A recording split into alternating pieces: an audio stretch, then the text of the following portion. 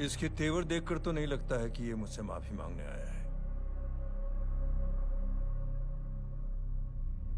सिंह साहब, हम यहाँ बात को खत्म करने आए हैं। हमें माफ कर दीजिए प्लीज।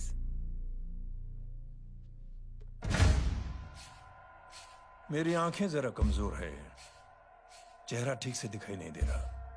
थोड़ा आगे आओ, और थोड़ा आगे। बस बस।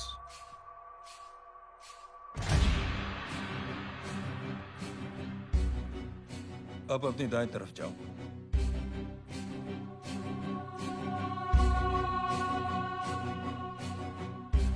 और जाओ।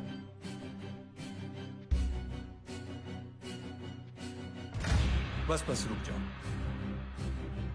थोड़ा आगे।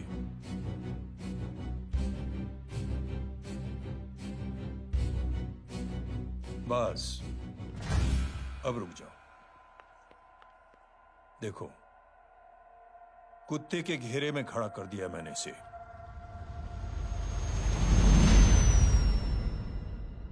अब तो तुम खुश हो? नहीं पापा, जिस तरह सबके सामने इसने आपकी दामाद की बेइज्जती की है, उसी तरह सबके सामने इसकी बेइज्जती होनी चाहिए। चलो ठीक है, तुम भी अपनी भड़ास निकाल लो। जाओ।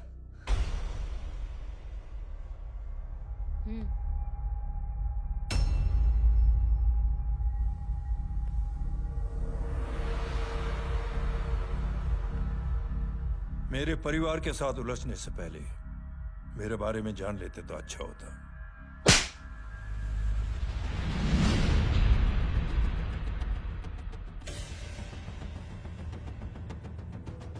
एक पत्रकार ने हमारे खिलाफ बहुत गलत लिखा, बहुत गलत। हमने उसके हाथ कटवा दिए। एक बेवकूफ जज कानूनी जुबान से हमें डराने की कोशिश कर रहा था। हमने उसकी जुबान कटवा दी। जब मैं डिफेंस मिनिस्टर था, तब हमारी कुर्सी को खतरा था, तो हमने आतंकवादी हमले करवाए। काउंटर अटैक में हमारे कुछ जवान भी शहीद हो गए। फिर हमने देशभक्ति का नारा जोर शोर से लगाया। कुर्सी भी बच गई, बल्कि प्रमोशन भी हुआ। अभी कुछ ही दिनों की बात है, एक अपाहिज लड़की ने आत्महत्या कर ली। उसके भाई ने मेरी बेटी के खिलाफ आवाज उठाना शुरू किया। अफसोस, उसे भी हमें उसकी बहन के पास भेजना पड़ा।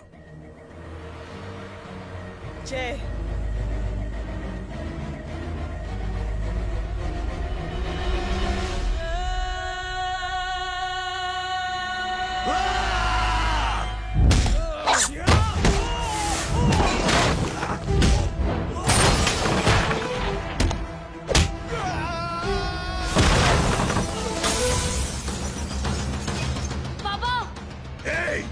छोड़ो उसे! I said release him! छोड़ो उसे!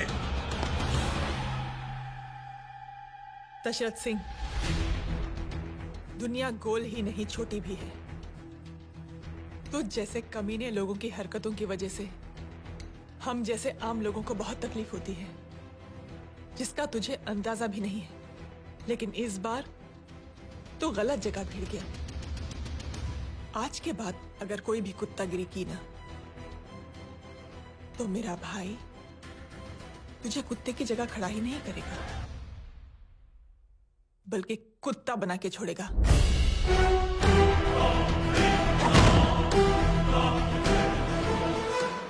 मेरी बहन झूठ नहीं बोलती।